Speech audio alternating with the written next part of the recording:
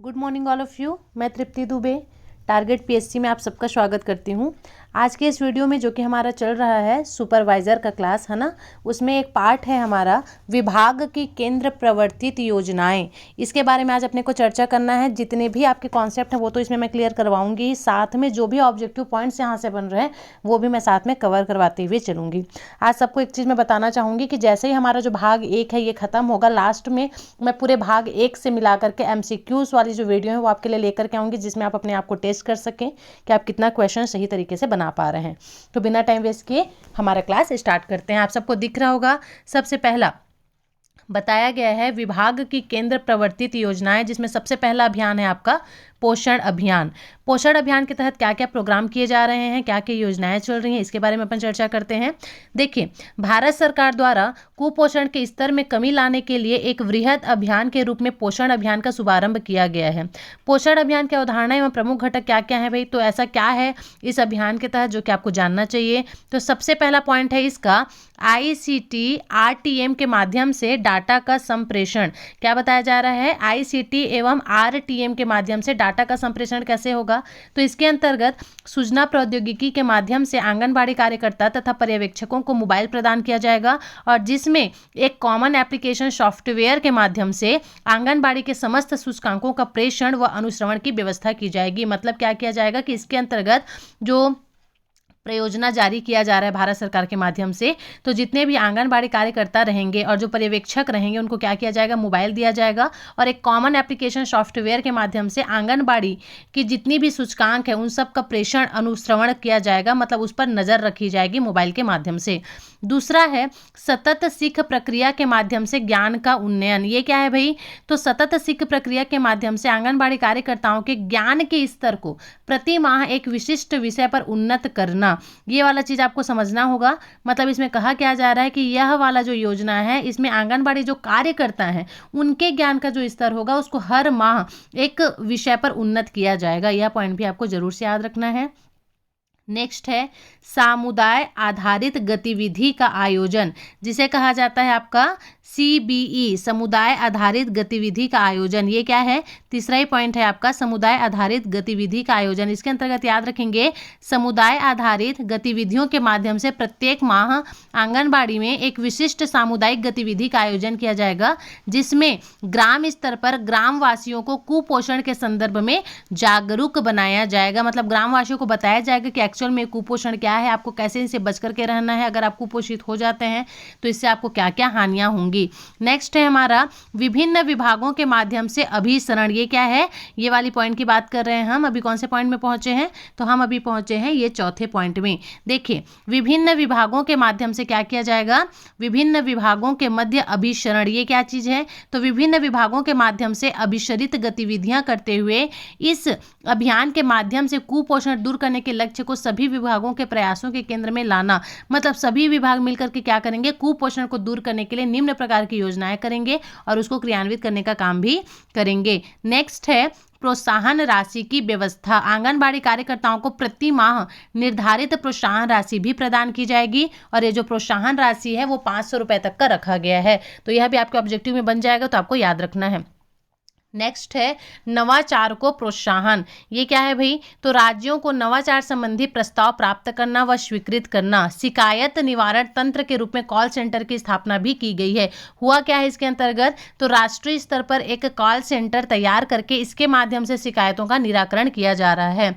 जन आंदोलन पोषण अभियान के अंतर्गत सुपोषण की ओर यात्रा को जन आंदोलन के रूप में परिवर्तित किया गया है। मतलब कुपोषण से पूरी तरह से चाहे कैसे भी हो, एनी हाउ हमको कुपोषण से जनता की सुरक्षा करना है और उनको सही पोषण देना है। इसके लिए निम्न प्रकार की जो योजनाएं बनाई जा रही हैं इसी को इसके अंतर्गत रखा गया है, जिसको अपन क्या कहते हैं, पोषण अभियान कहते हैं। पोषण अभियान का मेन टारगेट ये है कि लोगों को कुपोषण के प्रति जागरूक किया जाए कि कुपोषण से आप कितने नुकसान हो सकता है, आपको कितने टाइप का नुकसान हो सकता है, आपकी मृत्यु भी हो सकती है। इससे सिर्फ बच्चे ही नहीं, माता पिता भी प्रभावित हो सकते हैं। तो यह सारी चीजें इसके अंतर्गत सिखाई जाती हैं। नेक्स्ट है आपका पूरक पोषण आहार कार्यक्रम एवं किशोरी बालिकाओं के लिए। किशोरी बालिकाओं के लिए पूरक पोषण आहार के अंतर्गत क्या किया जा रहा है, तो सबसे पहला पॉइंट है आपका ICDS के हितग्राहियों को पूरक पोषण आहार, ये क्या है भाई? तो प्रदेश की एकीकृत बाल विकास सेवाएं, जिसको आप ICDS के नाम से जानते हैं। ICDS मतलब इंटीग्रेटेड चाइल्ड डेवलपमेंट स्कीम या फिर सर्विस, कुछ भी बोल सकते हैं। इसके अंतर्गत आंगनबाड़ी केंद्र के माध्यम से दी जाने वाली 6 सेवाओं में से पूरक पोषण आहार एक महत्वपूर्ण सेवक है। कितनी सेवाएं दी जा रही हैं? आंगनबाड़ी केंद्र के माध्यम से 6 सेवाएं दी जा रही हैं, उनमें से यह भी एक महत्वपूर्ण है। भारत शासन द्वारा पूरक पोषण आहार व्यवस्था के संबंध में दिए गए वित्तीय एवं पोषण मापदंडों के अनुसार पूरक पोषक आहार का वितरण किया जा रहा है। प्रदेश में ICDS अंतर्गत आंगनबाड़ी केंद्र के माध्यम से संचालित पूरक पोषण आहार व्यवस्था छत्तीसगढ़ खाद्य एवं पोषण सुरक्षा अधिनियम 2012 व राष्ट्रीय खाद्य सुरक्षा अधिनियम 2013 प्रभावशील है। हितग्राहियों को खाद्य सुरक्षा अधिनियम एवं भारत सरकार के निर्देशों के अनुसार पूरक पोषण आहार का वितरण किया जा रहा है।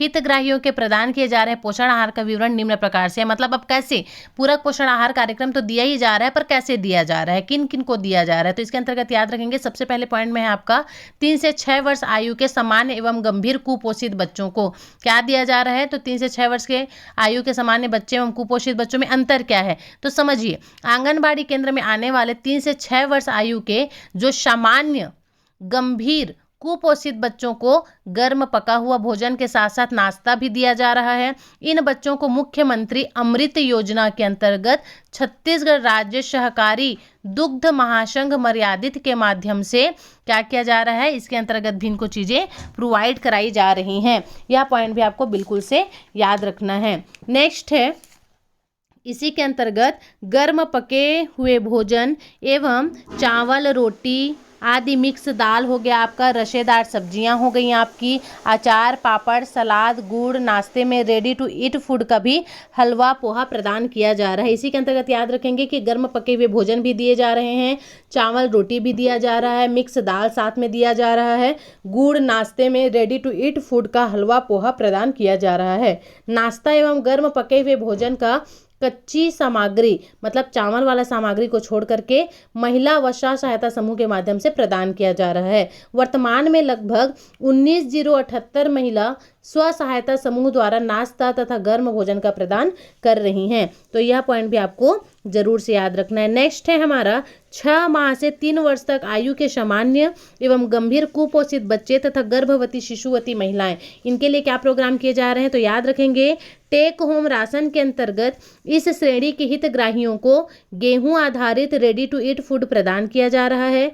आयु के सामान्य बच्चे मतलब 6 माह से लेकर के 3 वर्ष आयु के जो सामान्य बच्चे हैं उनको 125 ग्राम तथा 6 माह से 3 वर्ष आयु के गंभीर कुपोषित बच्चे को 200 ग्राम, यहाँ पर अंतर समझिएगा, 6 माह से 3 वर्ष आयु के जो सामान्य बच्चे रहेंगे उनको 125 ग्राम और 6 माह से 3 वर्ष तक के जो गंभीर कुपोषित बच्चे रहेंगे उनको 200 ग्राम रेडी टू ईट प्रतिदिन मतलब सप्ताह में 6 दिन तक प्रदान किया जाएगा। यह पॉइंट भी आपको जरूर से याद रखना है। नेक्स्ट है हमारा रेडी टू ईट फूड निर्माण एवं प्रदाय का कार्य महिला एवं स्व सहायता समूह द्वारा किया जा रहा है। तो यह भी आपके ऑब्जेक्टिव में बन सकता है कि रेडी टू ईट फूड का निर्माण एवं प्रदान करने का काम किसको सौंपा गया है? तो महिला स्व सहायता समूह द्वारा किया जा रहा है। वर्तमान में प्रदेश में लगभग 16.55 क्या बताया जा रहा है? 16.55 महिला स्व सहायता समूह द्वारा रेडी टू ईट फूड का प्रदान किया जा रहा है। नेक्स्ट है पूरक पोषण आहार कार्यक्रम के अंतर्गत वर्तमान में 6 माह से 3 वर्ष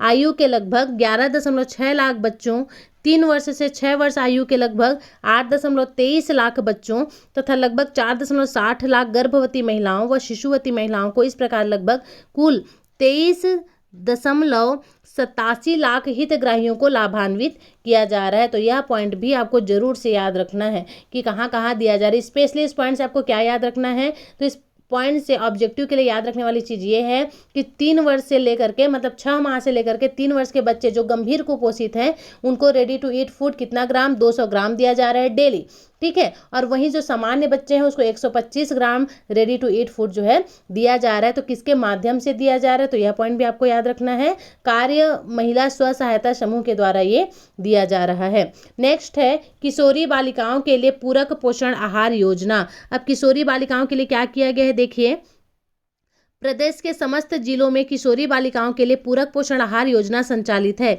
किशोरी बालिकाओं में कुपोषण चक्र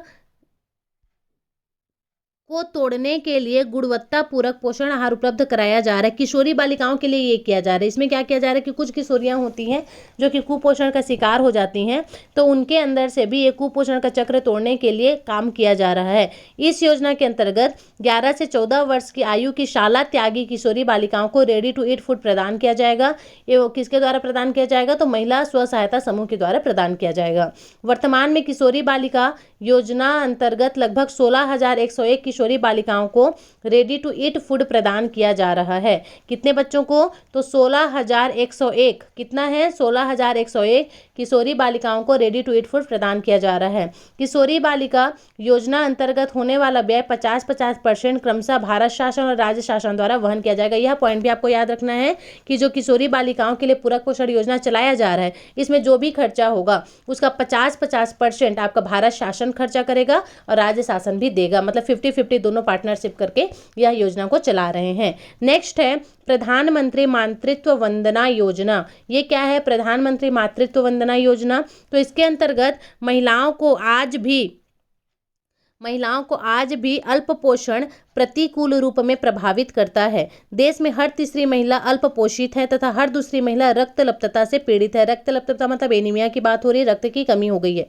अल्प पोषित माता अधिकांशतः कम वजन वाले शिशुओं को ही जन्म देती है। जो माताएं स्वयं अल्प पोषित हैं, जो स्वयं पूरी तरह से पोषण प्राप्त नहीं कर पा रही हैं, जाहिर सी बात है वो कमजोर शिशु को ही जन्म देंगी। जब कुपोषण गर्भाशय में भी शुरू हो जाता है तो यह पूरे चक्र में चलता रहता है और ज्यादातर अपरिवर्तनीय होता है। अब देखिए, जो माता स्वयं कुपोषित है वो बच्चा भी कुपोषित ही जन्म देंगी और वह बच्चा का फिर पूरा जीवन चक्र ऐसे ही बीतता चला जाएगा। इसीलिए कहा जाता है जो गर्भवती स्त्री रहती है उनको अच्छा पोषण ग्रहण करना चाहिए, क्योंकि उसका असर उसके बच्चे के ऊपर भी पड़ता है। नेक्स्ट पॉइंट है हमारा, आर्थिक और सामाजिक तंगी के कारण कई महिलाएं गर्भावस्था के आखिरी दिनों तक अपने परिवार की जीविका अर्जित करना जारी रखती हैं। इसके अलावा अपने बच्चे को जन्म देने के बाद वक्त से पहले काम करना शुरू कर देती हैं, जबकि उनका शरीर इसके लिए तैयार नहीं होता है। ऐसा भी होता है कि कभी कभी क्या होता है कि किसी की मजबूरी हो जाती है, जब तक बच्चा नहीं हुआ है तब तक वो लास्ट तक मेहनत वाला काम करती रहेंगी क्योंकि वो उसके जीविकोपार्जन का माध्यम होता है। और फिर आप लास्ट में पाएंगे जब बच्चा हो जाता है उसके बाद फिर डॉक्टर जो है बेड रेस्ट की सलाह देता है। कम से कम 1 माह तक तो आपको बेड रेस्ट करना चाहिए, लेकिन अपने परिवार की कमजोरी को देखते हुए वो समय से पहले ही फिर से काम में जाना चालू कर देती हैं, जिसकी वजह से उनका जो पूरा शरीर है वो स्वस्थ नहीं हो पाता है, उसका शरीर इसके लिए तैयार नहीं हो पाता है। इस प्रकार वे एक तरफ अपने शरीर को पूरी तरह से स्वस्थ होने से रोकती हैं और पहले 6 माह में अपने नैनिहालों को अनन्य स्तनपान कराने की अपने सामर्थ्य में भी बाधा पहुंचाने लगती हैं।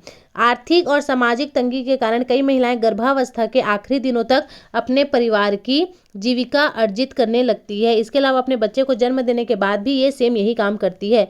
इससे वे अपने शरीर को पूरी तरह से स्वस्थ होने नहीं देती हैं और उसका शरीर पूरी तरह से स्वस्थ नहीं हो पाता, पोषण पर्याप्त मात्रा में मिल नहीं पाता, जिसकी वजह से वो अपने बच्चे को भी तरीके से ध्यान नहीं दे पाती। इसलिए बच्चा शुरू से ही कुपोषण का शिकार हो जाता है और पूरा जीवन चक्र उसका इसी क्रम में चलते रहता है। यहाँ तक भी आपको समझ आ गया। नेक्स्ट है हमारा लक्षित लाभार्थी योजना। ये क्या है भाई? तो देखिए, इसी योजना के अंतर्गत, किस योजना के अंतर्गत? जो प्रधानमंत्री मातृत्व वंदना योजना हम देख रहे थे, इसी का एक क्रम है आपका लक्षित लाभार्थी।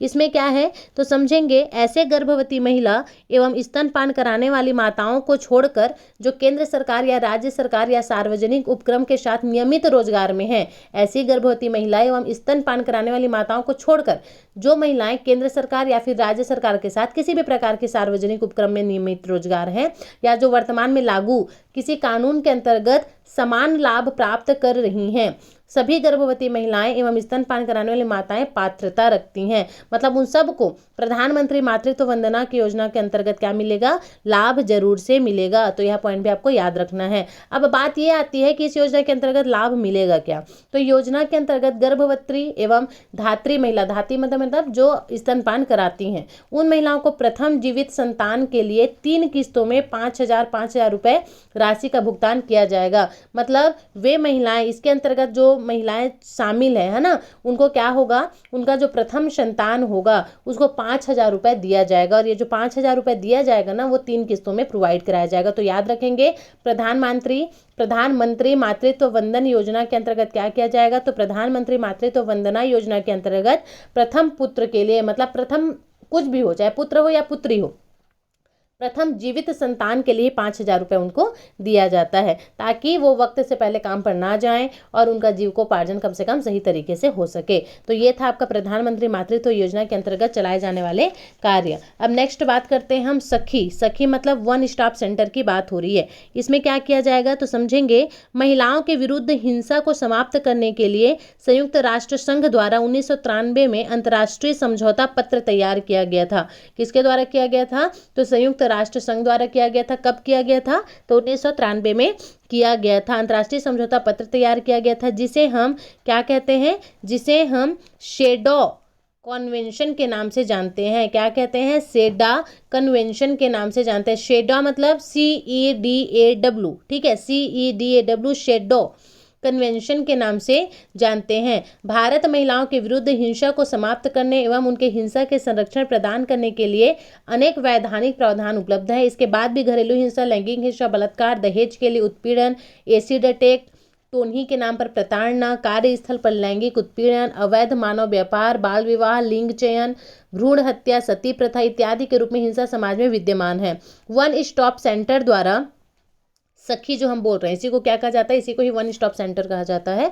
इसके द्वारा क्या किया जाएगा तो वन स्टॉप सेंटर रायपुर के सफल क्रियान्वयन को देखकर छत्तीसगढ़ के सभी जिलों में भी विस्तार किया गया है। प्रत्येक जिले में सखी वन स्टॉप सेंटर 10 मार्च 2017 से संचालित है। तो याद रखेंगे, सबसे पहले कहाँ शुरू किया गया था तो ये जो सखी है या फिर वन स्टॉप सेंटर है, ये सबसे पहले रायपुर से चालू किया गया था और अब यह 10 मार्च 2017 से पूरे सभी जगह पर प्रत्येक जिले में यह जो योजना है वो चलाई जा रही है। तो सखी वन स्टॉप सेंटर किसके लिए है तो यह महिलाओं के लिए है जो कि परेशान है, जिनका शोषण किया जाता है। संयुक्त राष्ट्र संघ द्वारा 1993 में अंतर्राष्ट्रीय समझौता पत्र पर इसको तैयार किया गया था। यह पॉइंट भी आपको जरूर से याद रखना है। अब बात करेंगे केंद्र के उद्देश्य के कि इसके अंतर्गत केंद्र का उद्देश्य क्या था। तो घर के भीतर अथवा घर के बाहर किसी भी रूप से पीड़ित व संकटाग्रस्त महिलाओं को एक ही छत के नीचे एकीकृत रूप से भी सुविधा या सहायता उपलब्ध कराना, किसी भी रूप से पीड़ित महिला बालिकाओं को आवश्यकता अनुसार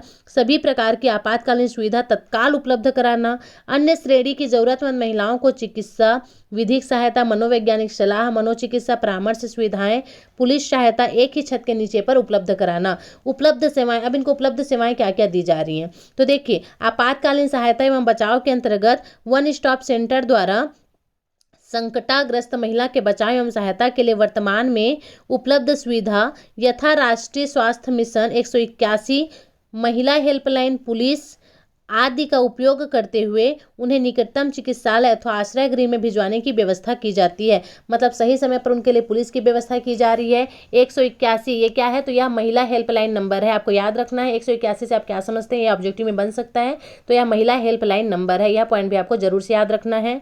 दूसरा है चिकित्सीय सहायता, हिंसा से पीड़ित महिला जो होंगी, ठीक है, चिकित्सीय सहायता के अंतर्गत क्या याद रखेंगे तो चिकित्सीय सहायता के अंतर्गत आपको याद रखना है हिंसा से पीड़ित महिलाओं को निकटतम चिकित्सालय में भिजवा कर उपलब्ध कराई जाएगी। इस प्रक्रिया में स्वास्थ्य एवं परिवार कल्याण मंत्रालय भारत सरकार द्वारा जारी मार्गदर्शी निर्देश व प्रोटोकॉल का पालन भी करेगी। तीसरा है महिला को FIR, DIR या फिर NCR दर्ज कराने में सहायता उपलब्ध कराना। वन स्टॉप सेंटर द्वारा इस प्रक्रिया में सभी प्रकार की सहायता इनको प्रदान की जाती है। मनोवैज्ञानिक सामाजिक परामर्श सलाह व सहायता, महिलाओं को आवश्यकता दक्ष परामर्श दाता की सेवा एवं वन स्टॉप सेंटर में उपलब्ध कराई जा रही है। वह परामर्श प्रक्रिया महिला में आत्मविश्वास जागृत करेगी, उसके विरुद्ध आवाज उठाने एवं न्याय पाने के लिए वांछित सहयोग भी दिया जा रहा है। मतलब ये सखी क्या काम करता है कि महिलाओं को जागरूक करता है कि जो तुम्हारे अनुरूप नहीं है वो काम करने की तुमको आवश्यकता नहीं है। किसी प्रकार के समाज में हो रही बुराइयों को पालन करना तुम्हारे लिए जरूरी नहीं है, उसको सहना, उसको बर्दाश्त करना तुम्हारे लिए जरूरी नहीं है। उसके खिलाफ आवाज उठाइए। संविधान में आपके संरक्षा के लिए बहुत सारे आर्टिकल्स बनाए गए, इन सब बातों के प्रति जागरूक करने का काम ये जो है करती हैं। नेक्स्ट है आपका इसी के अंतर्गत आपातकालीन आश्रय सुविधा, आश्रय की आवश्यकता एवं संकटग्रस्त महिलाओं बालिकाओं को आवश्यकता अनुसार स्वधार गृह, अल्पकालीन आवास गृह, नारी निकेतन, बालिका गृह इत्यादि तत्काल आश्रय सुविधा उपलब्ध कराने हेतु तो आवश्यक कार्यवाही की जाती है। वन स्टॉप सेंटर में 5 बेड की व्यवस्था उपलब्ध है। पीड़िता महिला को अन्य पुनर्वास की व्यवस्था होने तक अधिकतम 5 दिन रहने की सुविधा यहाँ दी जाती है। तो इसको भी आपको याद रखना है कि वन स्टॉप सेंटर के अंतर्गत एक महिला को कितने दिन तक रखा जा सकता है, तो उसके अंतर्गत उनको 5 दिन तक यहाँ रखा जा सकता है। वीडियो कॉन्फ्रेंसिंग की सुविधा भी दी गई है। महिलाओं को कोर्ट व पुलिस से संबंधित कार्यवाही को बाधा रहित एवं शीघ्रतापूर्ण करने के लिए वीडियो कॉन्फ्रेंसिंग की सुविधाएं भी इसके अंतर्गत उपलब्ध कराई गई है। तो यह पॉइंट्स भी आपको जरूर से याद रखना है। नेक्स्ट है हमारा एकीकृत बाल संरक्षण कार्यक्रम। ये क्या है तो समझेंगे। एकीकृत बाल संरक्षण कार्यक्रम संगठन के विशिष्ट कृत्य एवं कर्तव्य। सबसे पहला पॉइंट है इसके अंतर्गत आपका संगठन के विशिष्ट कृत्य और कर्तव्य। भारत शासन द्वारा सर्वोत्तम बाल हित तथा बच्चों के लिए मौजूद बाल संरक्षण तंत्र को मजबूत प्रदान करने तथा किशोर न्याय अधिनियम 2005 के क्रियान्वयन के उद्देश्य से एकीकृत बाल संरक्षण योजना प्रारंभ की गई है। तो नाम से ही क्लियर है, बाल संरक्षण कार्यक्रम योजना मतलब ये किसके लिए किया गया है, तो ये बच्चों के लिए किया गया है। इस योजना का उद्देश्य है बच्चों को सुरक्षित वातावरण प्रदान करना ताकि मुश्किल परिस्थिति में भी उनका विकास हो और कल्याण अच्छी तरह से सुनिश्चित किया जा सके। इस प्रयासों से उन असुरक्षित परिस्थितियों को कम किया जा सकता है जो बच्चों को उनके परिजनों से दूर करती हैं, उनसे दुर्व्यवहार की उपेक्षा शोषण का कारण बनती है। नेक्स्ट है इसी पॉइंट के अंतर्गत आपको याद रखना है ICPS योजना के संचालन हेतु राज्य एवं जिला स्तर पर निम्नानुसार संरचना है। जैसे कि पहला पॉइंट है इसके अंतर्गत आपका राज्य बाल संरक्षण समिति सचिव महिला एवं बाल विकास की अध्यक्षता में गठित यह समिति राज्य में बाल संरक्षण के कार्यक्रमों का क्रियान्वयन एवं अनुश्रवण करती है। समिति में बाल संरक्षण विकास कल्याण के लिए कार्यरत सभी शासकीय विभागों के प्रतिनिधि सदस्य होते हैं। इसके सभी प्रतिनिधि कौन होते हैं, जितने भी शासकीय विभाग के प्रतिनिधि होते हैं वही सब इसके सदस्य होते हैं। राज्य स्तर पर योजना संचालन हेतु 13 पदों को स्वीकृति प्राप्त हुआ है। यह पॉइंट भी आपको याद रखना है कि राज्य स्तर पर योजना के संचालन के लिए कितने पद की स्वीकृति प्राप्त हुई है, तो 13 पद की स्वीकृति प्राप्त हुई है। राज्य दत्तक ग्रहण संसाधन अभिकरण। राज्य में दत्तक ग्रहण की प्रक्रिया को समुचित संचालन हेतु अभिकरण स्थापित है। दत्तक ग्रहण की संपूर्ण प्रक्रिया ऑनलाइन है। अगर आप दत्तक ग्रहण करना चाहते हैं तो इसकी जो संपूर्ण प्रक्रिया वो कैसी है, ऑनलाइन है। केयरिंग्स पोर्टल के माध्यम से दत्तक ग्रहण की प्रक्रिया संपादित की जाती है।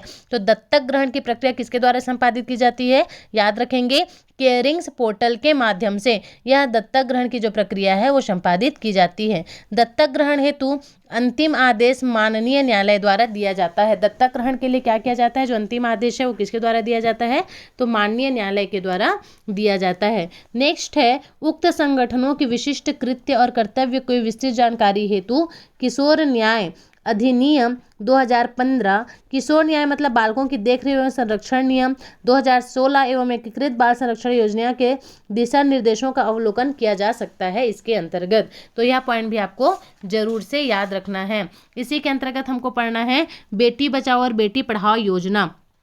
यह आपके करंट का भी क्वेश्चन बन रहा है, इसलिए भी खासकर आपको याद रखना है। भारत शासन द्वारा पूरे देश के 100 चयनित जिलों में, पूरे देश की बात हो रही है, पूरे देश के 100 चयनित जिलों में बेटी पढ़ाओ और बेटी बचाओ यह योजना लागू की गई है। कब से, तो 22 जनवरी 2015 से लागू की गई है। तो यहाँ से 2 क्वेश्चन बन रहा है, बेटी बचाओ और बेटी पढ़ाओ यह योजना कब से लागू की गई है, तो 22 जनवरी 2015 से लागू की गई है। कितने जिलों में लागू की गई है भारत के, तो भारत के 100 जिलों में लागू की गई है। छत्तीसगढ़ में रायगढ़ जिले का चयन किया गया है, तथापि रायगढ़ जिले में बाल स्त्री पुरुष अनुपात 943 है, जो कि राष्ट्रीय औसत 918 से अधिक है। भारत शासन द्वारा योजना का 161वां जिलों में विस्तार किया गया है, जिसमें छत्तीसगढ़ के वर्ष 2018 में बीजापुर जिला भी शामिल किया गया है। तो यह पॉइंट भी आपको जरूर से याद रखना है कि छत्तीसगढ़ से बेटी बचाओ बेटी पढ़ाओ में सबसे पहले कौन से जिले को शामिल किया गया था, तो रायगढ़ जिले को भी शामिल किया गया था। उसके बाद फिर 2018 में बीजापुर को शामिल किया गया, क्योंकि यह 2015 में चालू हुआ था। तो ये दोनों पॉइंट भी आपको जरूर से याद रखना है। अब यहाँ पर बात करते हैं हम बेटी बचाओ और बेटी पढ़ाओ का उद्देश्य क्या है। तो बच्चों के जन्म के समय जो लिंग चयन का विभेद होता है उसको समाप्त करने के लिए यह योजना चलाई गई है। मतलब पहले क्या होता था, जैसे माँ गर्भवती होती थी वहाँ जाकर सोनोग्राफी के माध्यम से उनको बता दिया जाता था कि बच्ची है या फिर बच्चा है, मतलब लड़की या फिर लड़का है। तो भ्रूण हत्या बहुत अधिक मात्रा में बढ़ रही थी, तो इसको पूरी तरह से क्या कर दिया गया है, इसके अंतर्गत बंद कर दिया गया है। बालिकाओं की उत्तर जीविका एवं उनकी सुरक्षा सुनिश्चित कर दी गई है। बालिकाओं की शिक्षा को सुनिश्चित कर दिया गया है। नेक्स्ट है हमारा स्वाधार गृह योजना। क्या है भाई ये, तो देखिए, संकटग्रस्त महिलाओं, विधवा, निराश्रित, तिरस्कार, परित्यक्ता को आश्रय व सहारा प्रदान करने तथा निःशुल्क परिपालन व पुनर्निवास के लिए प्रदेश में 3 स्वाधार गृह का संचालन किया जा रहा है। याद रखेंगे, स्वाधार गृह योजना के अंतर्गत कितने जगह पर किया जा रहा है, तो 3 जगह पर। एक तो आपका बिलासपुर में किया जा रहा है, एक सरगुजा पे किया जा रहा है और एक आपका कांकेर में किया जा रहा है। कहीं कहीं पर इसको दंतेवाड़ा भी दिया गया, तो यह पॉइंट भी आप जरूर से याद रखेंगे। मतलब 3 जगह पर ही किया जा रहा है। सबसे पहले ऊपर में आपका सरगुजा हो गया, बीच में आपका क्या हो गया, बिलासपुर हो गया और नीचे में आपका कांकेर। इन 3 जगहों पर स्वाधार गृह योजना का किया गया। स्वाधार गृह योजना किससे संबंधित है, तो वे स्त्रियां जो बेसहारा हैं, परित्यक्ता हैं, विधवा हैं, तिरस्कृत हैं, उनके लिए यह किया गया है। यह पॉइंट भी जरूर से याद रखेंगे। संस्था में इन महिलाओं के निःशुल्क आवास, भरण पोषण, शिक्षण, प्रशिक्षण, विविध सहायता और पुनर्वास के निःशुल्क आवास, भरण पोषण, शिक्षण, प्रशिक्षण, विविध सहायता और पुनर्वास व्यवस्था यहाँ पर की जाती है। 3 जगहों पर है हमारे छत्तीसगढ़ में, है ना। यह पॉइंट भी आपको जरूर से याद रखना है। इस योजना में केंद्र एवं राज्य का जो अवदान है वो 60.40 का है, मतलब 60 का अनुपात 40 का है। तो यह भी जरूर से याद रखें। इस योजना केंद्र में राज्य का अवदान कितना है, राज्य और केंद्र का अवदान कितना है, तो केंद्र जो है इसका जो वजन है वो 60% केंद्र उठाएगी। मतलब बजट की बात हो रही है, जितना भी खर्चा आएगा उसमें 60% केंद्र सरकार देगी और 40% आपका राज्य सरकार देगा। तो यह पॉइंट भी जरूर से आप याद रखें। नेक्स्ट है उज्ज्वला गृह योजना। उज्ज्वला गृह योजना के अंतर्गत क्या किया जा रहा है, तो बच्चों तथा महिलाओं की ट्रैफिकिंग के निवारण तथा ट्रैफिकिंग और व्यावसायिक यौन शोषण की पीड़ित से बचाव, पुनर्वास और उन्हें समाज में पुनः जोड़ने को उज्ज्वला योजना प्रदेश में संचालित किया गया। किस लिए, समझ आया, बच्चों तथा महिलाओं की ट्रैफिकिंग के निवारण के लिए एवं जो यौन शोषण से पीड़ित हैं उनके बचाव के लिए, पुनर्वास के लिए और समाज में उनको फिर से स्थान देने के लिए उज्ज्वला गृह योजना जो है चालू किया गया है। भारत शासन द्वारा राज्य के बिलासपुर, कोरबा तथा कोरिया में स्वैच्छिक संगठनों के संरक्षण एवं पुनर्वास गृह संचालन की स्वीकृति प्रदान कर दी गई है। कहाँ कहाँ पर, तो उज्ज्वला गृह योजना स्पेशली आपका बिलासपुर हो गया, कोरबा हो गया और कोरिया हो गया। इतने जगहों पर एक पुनर्वास गृह संचालन की स्वीकृति प्रदान कर दी गई है। इसके अलावा रायपुर में स्वैच्छिक संगठन को रोकथाम एवं बचाव के लिए परियोजना की स्वीकृति भी दे दी गई है। इस योजना में केंद्र शासन, राज्य शासन तथा स्वैच्छिक संगठन का दान का अनुपात 60 का अनुपात 30 का अनुपात 10 है। तो यह पॉइंट भी जरूर से याद रखेंगे। पहले वाले स्वाधारण गृह योजना में अनुपात कितना था, 60 का अनुपात 40 था और उज्ज्वला गृह योजना में कितना है, तो 60 का अनुपात 30 का अनुपात 10 है। नेक्स्ट है कामकाजी महिलाओं के लिए हॉस्टल योजना। भारत सरकार द्वारा 1972-73 में शहरों, कस्बों, ग्रामीण क्षेत्र में कामकाजी महिलाओं को हॉस्टल सुविधा उपलब्ध कराने के बाबत भवन निर्माण हेतु अनुदान सहायता योजना का क्रियान्वयन किया गया था। कब की बात है, 1972-73 की बात है। इस टाइम पर भारत सरकार द्वारा क्या किया गया था, जो कामकाजी महिलाएं हैं जो गांव से शहर की ओर आती हैं उनके रहने के लिए हॉस्टल की व्यवस्था की गई थी। कब, 1972-73 में।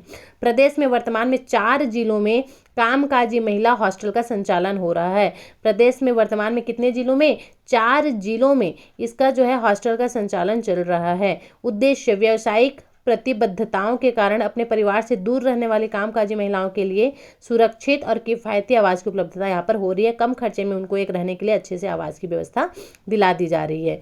फिर है बाल गृह। संस्था में 18 वर्ष आयु तक के बच्चों को जिन्हें देखरेख और संरक्षण की आवश्यकता है उन्हें WC के माध्यम से बाल गृह में प्रवेश दिलवाने के पश्चात आवास, शिक्षा, भोजन, वस्त्र, प्रशिक्षण की सुविधा भी दी जाती है। तो बाल गृह में उनको सभी चीज़ की सुविधा दी जाती है।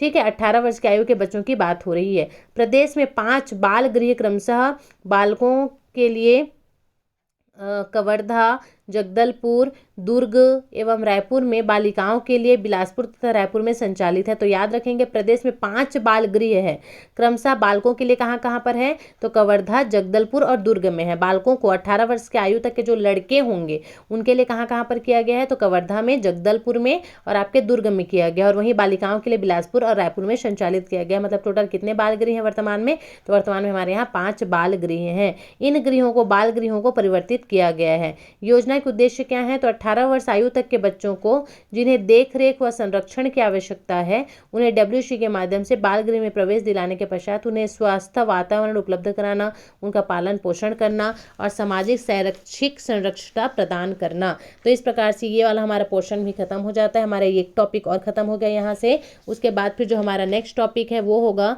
विभाग कि राज्य मदद की योजनाएं, मतलब इसके तहत वो क्या क्या कर रहे हैं, कौन कौन सी योजनाएं चला रहे हैं। मतलब स्पेशली हम इसमें समझेंगे मुख्यमंत्री की जो योजनाएं हैं, जैसे कि मुख्यमंत्री सुपोषण योजना क्या है, मुख्यमंत्री संस्कार अभियान क्या है, इन सब बातों पर हम अपने नेक्स्ट वीडियो में चर्चा करेंगे। तो निश्चित रूप से आप नेक्स्ट वीडियो जरूर से देखें, क्योंकि वहां पर स्पेशली हम योजना पर चर्चा करने वाले हैं।